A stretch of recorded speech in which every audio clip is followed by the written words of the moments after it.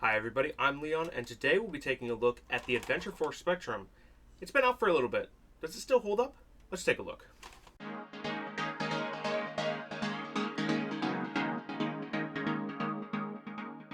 you've been around in the hobby for a little bit, you've definitely seen this thing, at least heard of it. You've either heard of it as the Adventure Force Spectrum or the Dart Zone Spectrum. Neither of those names are entirely inaccurate. But, truthfully, does it hold up? A lot of people have been kind of asking that question, especially with the barrage of Pro Series stuff. But I want to think about it just a little differently. Does this blaster hold up in casual events? Stuff where you are playing just maybe with the friends, maybe with a couple of people, and there's no Pro Series involved, and how is it, Well, the Spectrum is really good in that case. Spectrum revs up really fast. Can't hate that. And it also comes with a couple of attachments, and that's kind of about everything you really need to know. But let's take a close look at everything. We'll head to the other side of the blaster real quick and just start breaking it down. First, no barrel attachments. This thing is not an attachment. This thing is built in. But the two things that aren't built in are the grip and the scope, as well as the stock, actually. Of course, to remove them, slide them off the rail. The grip is a little different. The grip, you have to remove the mag, then you can slide it off the rail. And I'll talk about this a little more in depth later. I'll talk about that too. The scope is fine. It's a nice little plastic doohickey. It has a crosshair. It does what it needs to do. It's fine. Can't really hate it. It's not my favorite part of the blaster, but it works, And it can also slide onto your Nerf rails. So I have here the Storm Charge, and it slides on okay. It's not going to stick, but it slides on okay. The grip, however, is pretty cool. If I go ahead and remove the 10-round mag that's included in the blaster, I have a couple of modes for the grip, which are decided by pressing this button right here. First is horizontal. Hold that button, go ahead and click it up, and now I've got a horizontal grip that goes beneath the barrel. I think that's pretty cool. That's a good use of parts. If you go ahead and hold it down, you've got a vertical grip now, which is insanely comfortable, actually. I quite like this vertical grip. It's a little small depending on how big your hands are, but ultimately it's okay. Especially if you're holding like this, then you'll be perfectly fine. And if you remove it, you've got the coveted angled grip. This is my preferred way to hold the Spectrum. I don't use the grip attachment despite the fact that I appreciate it existing because it gives us this nice little angled rail that really, really accommodates just any kind of hand. That's cool. This is a good use of parts, and I'm happy they included 3 grips basically in one. Now moving over, we have the jam door right here. It's a clicky jam door, and it actually sticks up a decent amount over the blaster, so I have no issue getting it open.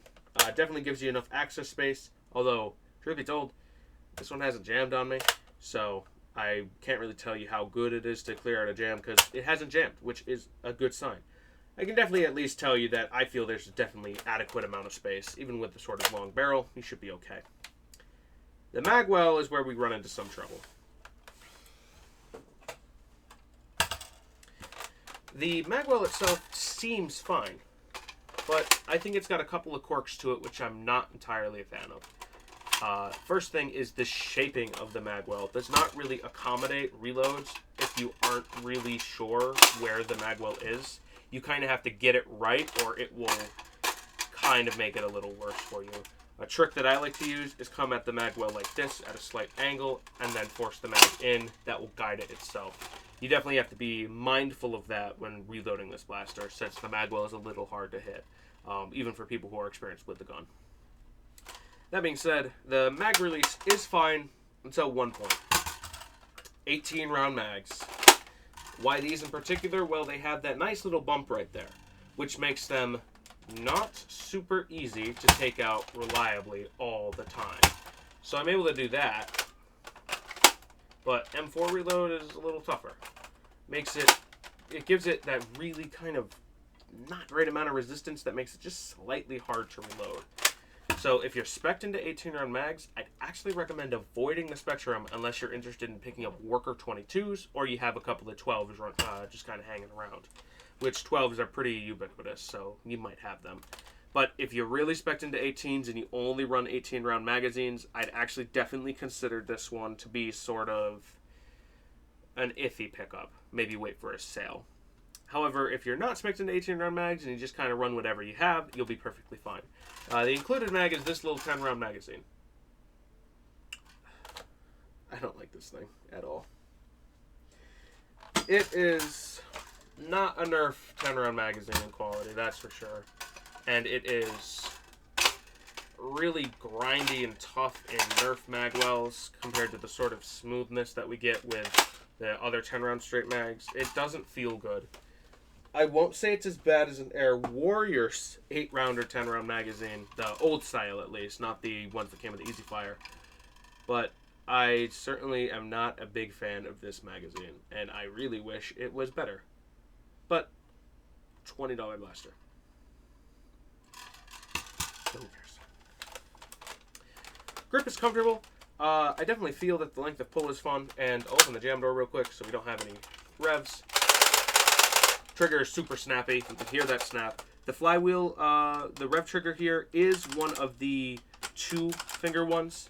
If you're not used to that, you'll definitely have to get used to it. It's not like weird or anything, but it's just kind of there.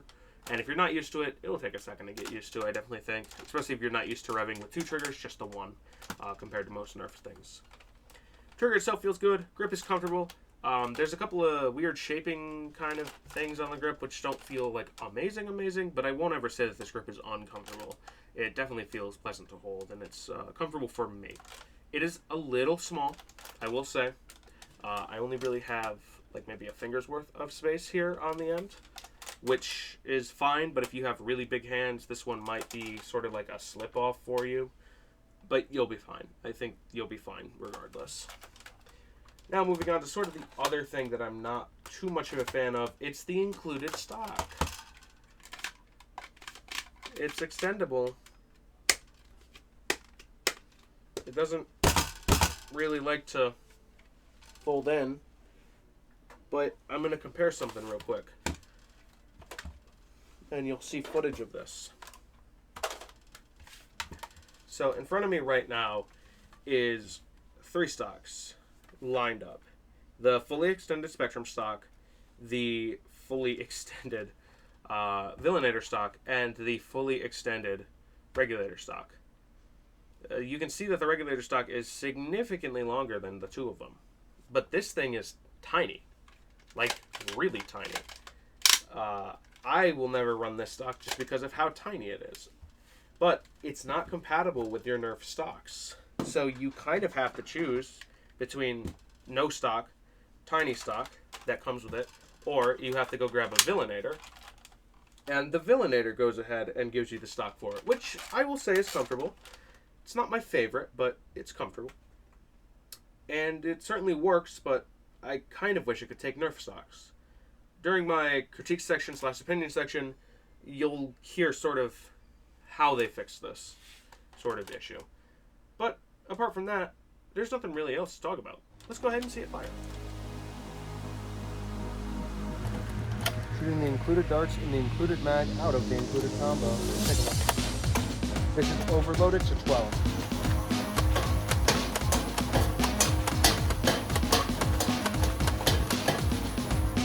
Switching to personal combo, doing a half and half of the Dart Zone chili darts and the included waffle darts.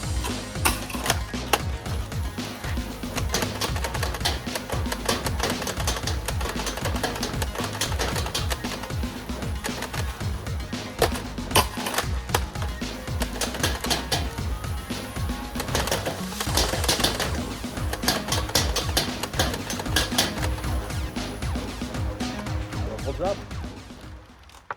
Yeah, the Spectrum shoots hard. People knew it shot hard, and it shoots really hard. These are fresh batteries, and they're fun, honestly. You can definitely have a very good time with the Spectrum, and I think you wouldn't be unhappy with the performance. Apart from my kind of minor critiques of the stock is pretty useless, the mag is a little cheap, and the magwell itself is a little hard to reload from, I really don't have any comments for this blaster other than that. I'm sure you've been hearing it throughout this video, the creaking that this blaster makes. This one's been in my arsenal for a little while, so I'll give it a break. But you can definitely hear it creak and all the rattling and stuff like that. Compared to, here it is, the Thunderbolt. That's me trying to make some noise with it. If you've seen my head-to-head video, you'll know what my opinion is. But I'm going to share it here too. The Spectrum came out and it was revolutionary. It really, really was. But it's a little outdated nowadays.